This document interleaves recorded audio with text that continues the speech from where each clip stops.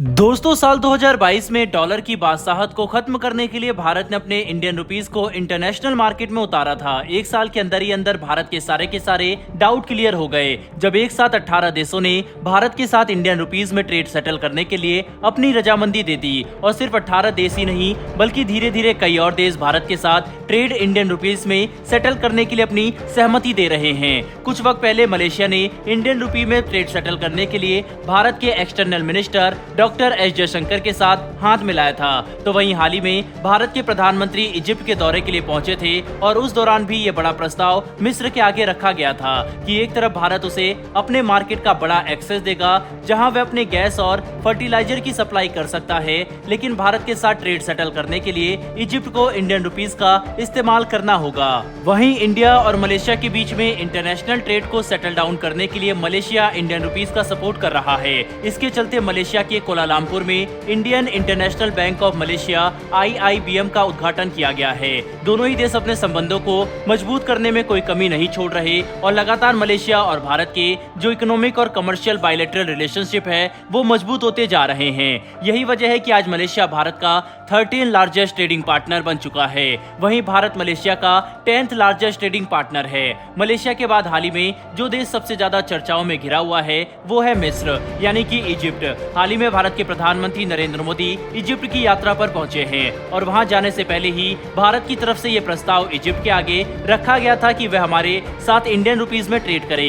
इस वक्त Egypt economic crisis से जूझ रहा है जिससे भारत उसे निकालने में काफी ज्यादा मदद कर रहा है। भारत ने जिस बार्टर ट्रेड प्राइस का ऑफर इजिप्ट की तरफ बढ़ाया है उस पर अभी तक इजिप्ट ने कोई भी ऑफिशियल स्टेटमेंट रिलीज नहीं की है, लेकिन जिस गर्मजोशी के साथ इजिप्ट के प्रेसिडेंट अब्दुल फतेह अल सीसी ने भारत के प्रधानमंत्री के साथ मुलाकात की है और दोनों ने ही स्ट्रेटेजिक पार्टनरशिप को लेकर बायलैटरल रिलेशनशिप के एक एग्रीमेंट पर सिग्नेचर किए और उससे कहीं ना कहीं नजर आ रहा है कि इन दोनों देशों के रिश्ते आने वाले वक्त में और भी ज्यादा गहरे हो सकते हैं। ये agreement trade, investment, defence, security, renewable energy, culture and people to people ties को लेकर साइन किया गया है। साथ ही साथ अपने बायलैटरल पार्टनरशिप को और भी ज्यादा एलिवेट करने के लिए 3 स्पेशल MOU भी दोनों ही देशों ने साइन किए हैं जो agriculture, archaeology and entities and competition law से जुड़े हुए हैं। कुछ वक्त पहले इजिप्ट के प्रेसिडेंट अब्दुल फतेह ने भारत के प्रधानमंत्री नरेंद्र मोदी को highest state honour of Egypt, जिसे ऑर्डर ऑफ नील भी कहते हैं, उससे सम्मानित किया था। इन सब चीजों से नजर आता है कि भारत की छवि इजिप्ट की नजरों में कितनी ऊंची है।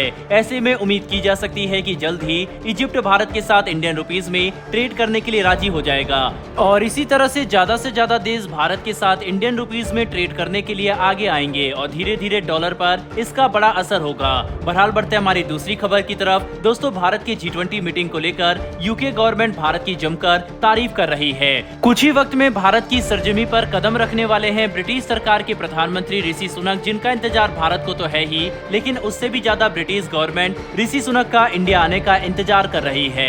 ऐसा इसलिए क्योंकि ऋषि सुनक से पहले यूके के कई सारे ऑफिशियल्स भारत का दौरा कर चुके हैं और वो इतने ज्यादा खुश हैं भारत की हॉस्पिटैलिटी को देखकर, जिस तरह से भारत G20 की मीटिंग को होस्ट कर रहा है, उनके तरीके को देखकर अब वो चाहते हैं कि खुद प्राइम मिनिस्टर यहाँ आकर भारत की मेहमान नवाजी देखें। दोस्तों हाल ही में गोवा में टूरिज्म को लेकर G20 की ऑर्गेनाइज मिनिस्ट्रियल मीटिंग की गई थी। उस दौरान मीडिया से यूके के टूरिज्म एंड क्रिएटिव इंडस्ट्री के मिनिस्टर ने बातचीत की। जब उनसे पूछा गया कि भारत में ऑर्गेनाइज हो रहे G20 समिट को लेकर उनके क्या विचार हैं, तब उन्होंने कहा कि इंडिया इस G20 में एक फैंटास्टिक जॉब निभा रहा है। उन्होंने गोवा में ऑर्गेनाइज हुई मीटिंग को लेकर भी अपने विचार आगे रखे और कहा कि यहाँ पर गोवा में जो मीटिंग हुई है वो बहुत ही ज्यादा वंडरफुली ऑर्गेनाइज की गई थी। साथ ही साथ उन्होंने भारत के टूरिज्म मिनिस्टर SY नाइक के साथ भी मीटिंग की और बायलैटरल रिलेशन को लेकर दोनों के बीच लंबी चौड़ी बातचीत हुई, जिससे जॉन काफी ज्यादा प्रभावित हुए और ये कहा कि वो मीटिंग भी बहुत अच्छी थी। दोस्तों गोवा से पहले भारत ने G20 मीटिंग को एक बार कश्मीर में भी ऑर्गेनाइज किया था। उस दौरान भी सारे के सारे डेलीगेट्स ने भारत की मेहमान नवाजी और स्ट्रेटेजिक लीडरशिप की जमकर तारीफ की थी। यानी कि आप सीधे तरीके से मान सकते हैं कि सितंबर के महीने में ऋषि सुनक जब यहाँ आएंगे और प्रधानमंत्री नरेंद्र मोदी के साथ उनकी G20 समिट शुरू होगी तो उस दौरान भारत और यूके के बीच में जो गिले शिकवे चल रहे हैं, जिन मुद्दे को लेकर दोनों ही देशों के बीच में मनमुटाव हो रहा है, वो भी सेटल हो सकता है। ऐसा इसलिए कहा जा रहा है क्योंकि उन्हीं की सरकार के ज्यादातर मिनिस्टर और डेलीगेट भारत के इस अप्रोच से काफी ज्यादा खुश हैं, तो इसीलिए ऋषि सुनक पर इसका बड़ा असर हो सकता है। बहरहाल दोस्तों, इस वीडियो में इतना ही, लेकिन आपके हिसाब से जिस तरह से भारत का रुपया इंटरनेशनल होता जा रहा है, क्या आपको लगता है आने वाले 5 सालों में ये अमेरिकी डॉलर को टक्कर दे सकता है या फिर नहीं? अपनी राय कमेंट बॉक्स में लिखकर जरूर बताइएगा।